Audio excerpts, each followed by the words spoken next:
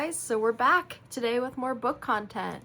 I've not posted book content in forever, and honestly, I don't know the main reason why. I feel like sometimes I just get in a slump and I don't post or make anything for a bit, and something I'm definitely going to work on in 2026 is trying to be a little consistent, but it's okay.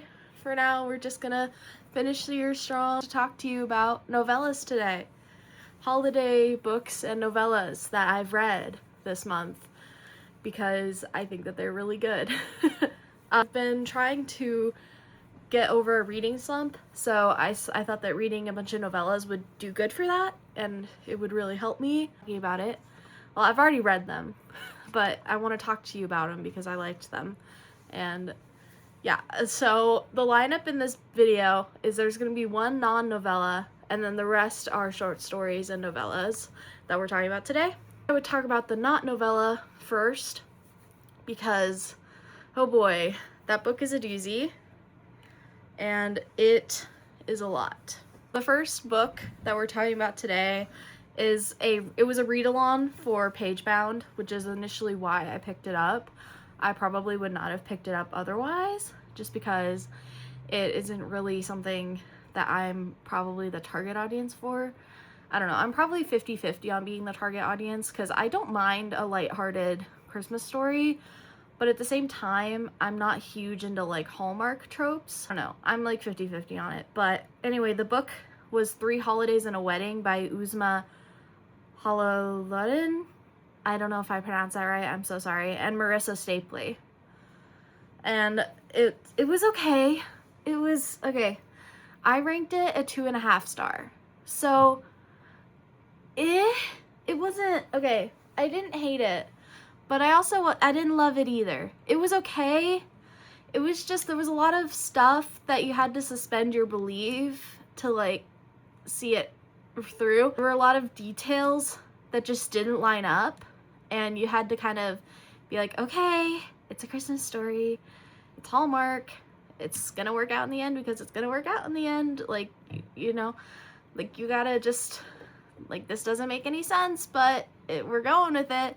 That's basically me the entire book. That's pretty much, like, there were just some details that just didn't make sense, and you kind of just didn't have a choice but to be like, okay, and just continue on. Interesting. There were a lot of choices were made during this story, and honestly, the best way I can describe the book, it seemed like the 2 authors, because each author wrote a different POV for the main character, it seemed like these people, when they're writing the story, it seemed like they didn't exchange notes on like what details they're going with, because it just wouldn't line up between the 2 POVs.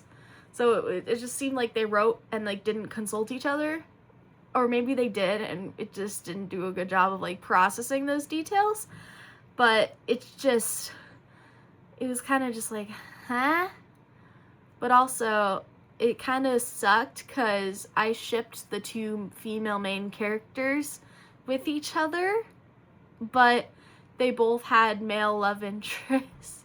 So the fact that I shipped the female main characters with each other more than I actually liked the male love interest is kind of a concern.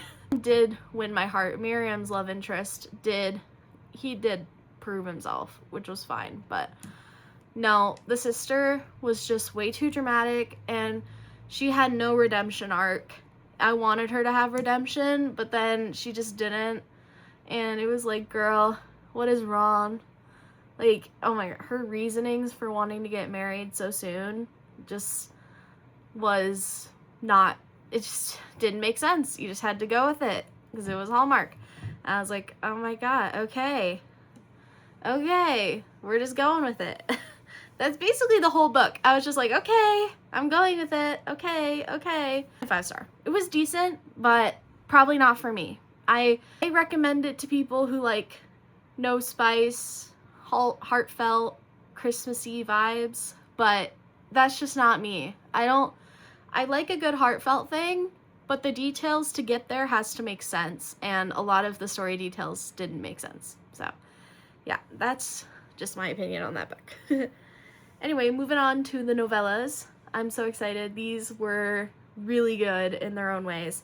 All various things, and you will obviously know my favorites based on the rankings, but we're gonna go in order of what I read. So the first one I touched was Single All the Way by Kate Watson, and I rated this a 4.5 star.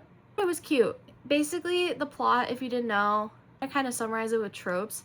Forced proximity, fake dating, being stuck in an elevator together, and being minor rivals at first, and then growing an appreciation of each other as they're stuck together, I guess, is like the best way I can describe the book. They were cute. I don't remember their names. It's been so long. Their names kind of slipped my mind, but he was a pretty good book boyfriend, I would say. He's not in my top for book boyfriends, but he was cute. We're cute together. It wasn't like a true fake dating. I am such a snob for fake dating. I'm so sorry. I will admit it. So it like wasn't true fake dating. It was like, I will fake date you, but I really want to real date you, but I'm just gonna go along with the fake dating because that's like the only way I can have you. It was kind of the vibes. And like, that's a good vibe, but for me, I don't know, it didn't hit as well as I wanted it to, but it was still cute, and that's why I gave it a 4.5 star. It felt like the characters got development in a good way, and I really liked the diabetes representation is what I meant to say. So, I don't know, it was good. I liked it. I don't really, there's not much more to say. It was just solid. I don't know. This one, I do have an opinion on. Okay, I have a strong opinion on. It's The Fake Santa Apology Tour by Julie Olivia, not Jade. Sorry, Julie. Julie Olivia is the one who wrote it. I don't know why I read that wrong. This 4 stars. Liked it. I thought it was good. I do see what some of the critics were saying, that like her having this like Santa kink fantasy thing was a little weird. I do understand that. It was a little strange. I did take a star off for that.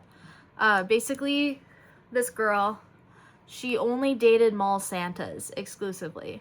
That was like her thing.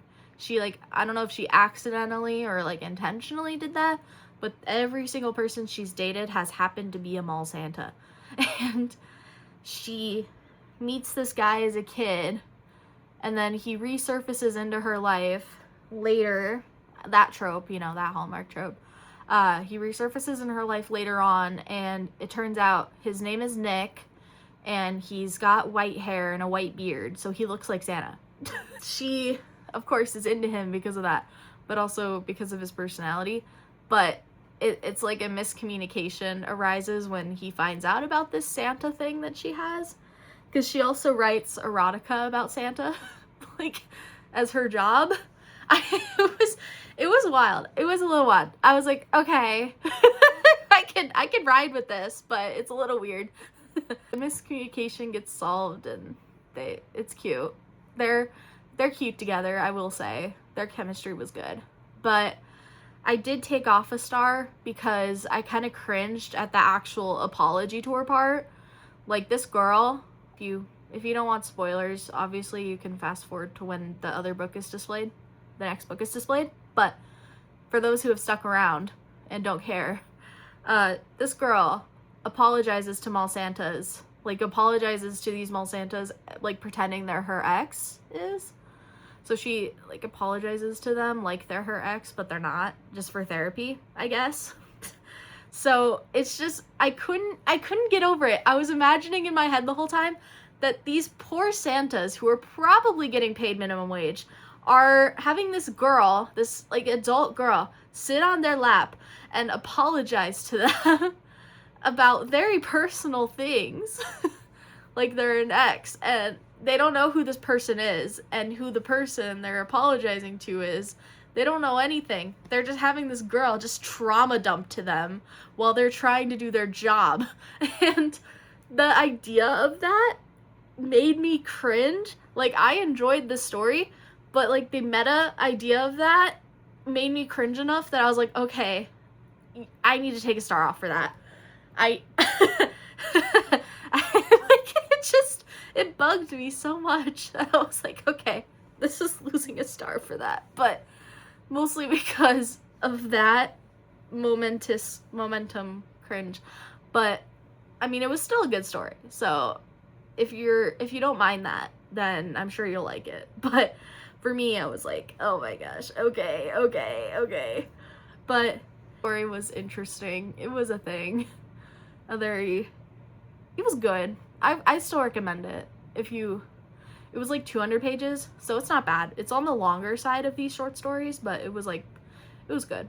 So the next one, this one is on the short side. It was like 90 pages. It's Holiday Hideaway by Mary Kay Andrews. I rated this a 3-star. It was pretty good. I would have rated it higher if it had been like longer and they had more character development. But overall, it was a pretty solid story. It didn't have me thinking about it for days afterwards, which is usually my requirement for a higher star. But it was pretty good. It was a solid short story.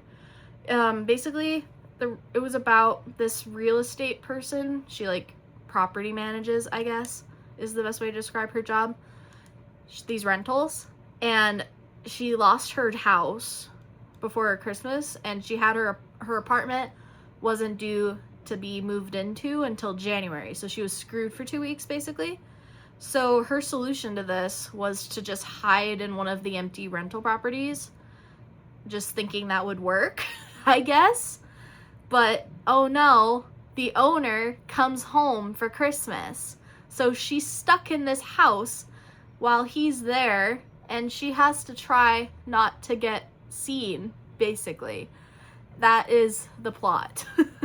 And it was okay. It was, broken legs are involved, is what I'll say. It was like a broken ankle. I don't think it was a broken leg, but that was involved. I won't elaborate. It was a solid story. It was like a solid 3-star. Like, there's no complaints here. Like, it was good. It was a short story, so it wasn't like that big of a time commitment, so like I'm not mad at it, you know? If it was like a 400-page story of this, I probably would not have been as invested. But it was only 98 pages, so like it wasn't that bad. You know? No smut, by the way. I don't think any of these stories, actually, the Fake Santa Apology Tour had smut, but the other ones have not had smut, I think. I'm pretty sure. I would have remembered that and like noted that, but I don't think they have had smut outside of the Fake Santa Apology Tour had female pleasuring going on, but that was about it. Solid story. It was cute. It was just average. I don't know. It was just a good average, like, good time investment.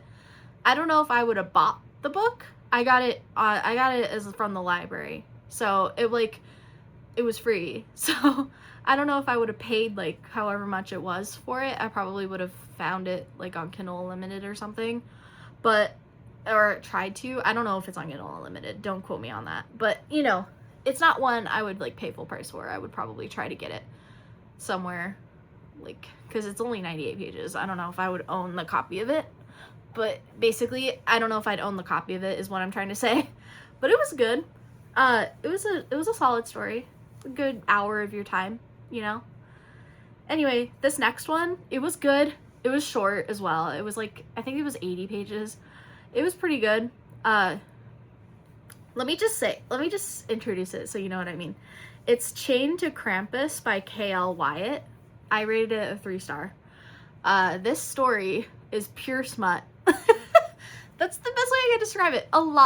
It was so hard to find novellas and short stories, the Christmas ones, that aren't just pure smut. It was so hard. I like a little more plot with my, so oh god, hopefully the video doesn't get taken down for that. That I like a little more plot with my smut, so it was hard to find some stories that wasn't just explicit erotica. But I mean, if you're into that, you're into that. But I wanted something with a little more substance. But this story, I had to read it because I was so intrigued by it. I was like, okay, I will read the pure smut to see what it's about. And it was actually pretty good. There was some pretty good character development outside of that, and it was a pretty solid story. So basically, every 75 years, I don't know why I'm fidgeting, just ignore me fidgeting.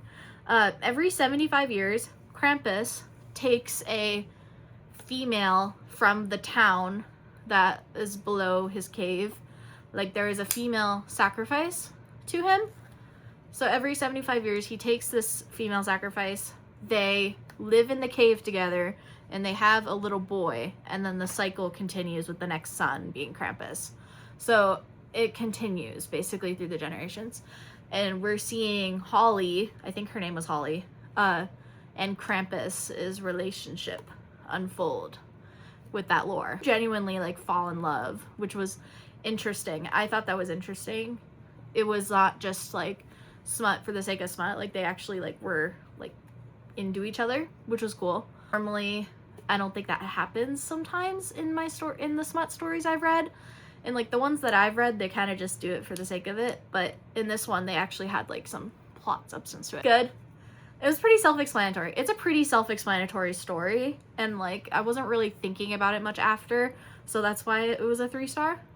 It's enjoyable. I don't know. It's just it was a solid self-explanatory story is all I can say about it. And if you like smut and want like a tiny bit of character development along with it, like that story is probably for you. If you like, it was a pretty good introduction into monster, I think.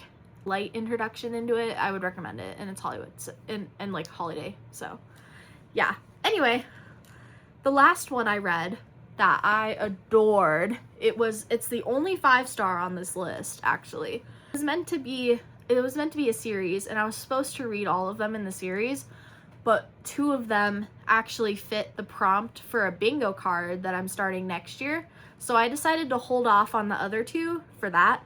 So I'll read those in January, and those will be on my January list. For now, the one I did read was Cruel Winter with You by Ali Hazelwood. That is 5-star. I generally love Ali Hazelwood's writing. It wasn't, well, I like her writing. I don't know if love's a bit overstated. I think I like her writing style. Generally, I've only read a few books of hers. I read Love Hypothesis, and I DNF'd Love Theoretically because the main character annoyed the heck out of me. So my one friend said, Deep End, I will probably DNF because he acts like the main character in Love Theoretically, and that's the guy I didn't like. So I may end up DNFing Deep End when I do start that one next year. In general, I do like her writing style, so I knew I was probably going to enjoy this going into it. It was 90 pages of just good story, and a lot of people that read it didn't really like the backstory format because it was best friend's brother trope. So they go into like their childhood as a lot of the story to like develop it, and a lot of people didn't like that from what I saw on Pagebound, but I really enjoyed that. I really enjoyed getting to see them as kids and like go through childhood to adulthood with like their chemistry forming over time. I really enjoyed that as a demi-romantic person. I really enjoyed getting to see their bond form throughout the years. So I was really into that. And I think that it created payoff in the end, because it was like, yeah, this is why it was showing you, is like, this is why these 2 care about each other. It wasn't just, and they're in love now. They have a past, but they're in love now. You just have to believe me. It wasn't like that at all. Like, she actually like proved it, you know? And that's what I enjoyed about the story. And I think he was the best book boyfriend, and he was only in 90 pages. So imagine what he would do if there was like 400 pages. The yearning was so intense. He yearned for her, and she just needed to accept it. Like, the yearning he felt for her was so intense that I was like, okay, I'm kind of into this. I don't know. It was just really cute. And it also doesn't have smut, I believe. It was closed door, like implied, but it was a good ending too, and it was really cute. It was a Snowden trope. Snowden, best friend's boyfriend, best friend's brother, not boyfriend, what the heck? Best friend's brother. Best friend's boyfriend would be a messed up trope. But yeah, best friend's brother, Snowden, angst, past, miscommunication trope, that does get resolved, which is good. No 3rd act breakup. It was it was good. I liked it. It was a good story, and I think it was solid. It was like Allie Hazelwood, you did it again. Solid. And I just really enjoyed myself. I would recommend that story to anybody because it's a novella. It's not even that long, so it's not even like that big of a time commitment. So if you don't like it, you didn't waste a lot of time, you know? Whereas like I feel so bad when I recommend like a book that's 400 pages, 500 pages, and then they didn't like it, and I'm like, dang, you just put like 4 hours into that and you didn't like it. I'm sorry. But this is a novella. It's probably is going to take like an hour at max for you to read. So like it's not as big of a time commitment. So I don't feel as bad recommending it. Like I tend to be hesitant to recommend stuff for that reason. But this one, no. Go read it. Go read it. You are not wasting your... It's good. I recommend.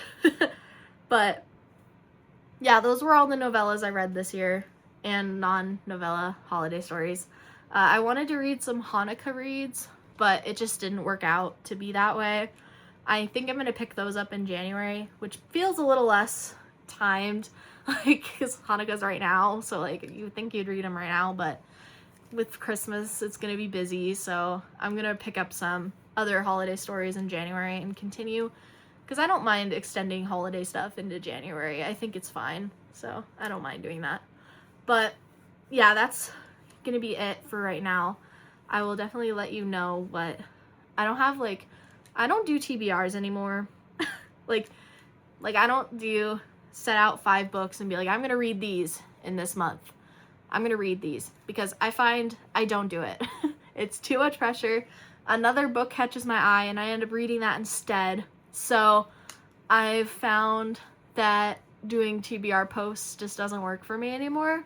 So you're not going to see a TBR video next month, but I will definitely do a recap of what I do read when I get there. So yeah, consider this my December recap, because honestly, this is all the books I read in December. So yeah, this is my novella journey, and I'm excited to read more novellas next year, because I do like the simplicity of them, and that it's, you don't have to get too invested. I do enjoy that part about books, so I'm gonna continue to read novellas, but also full stories next year.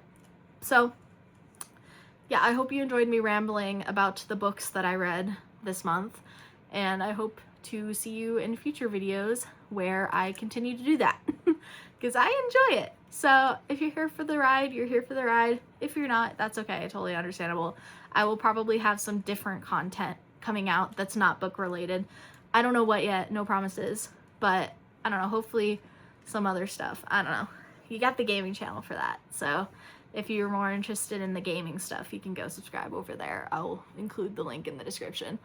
But anyway, that's it for me right now. Go drink some water. Energy drinks and pop do not count. You need actual water. And yeah, I'll see you guys around the next one. All right, goodbye.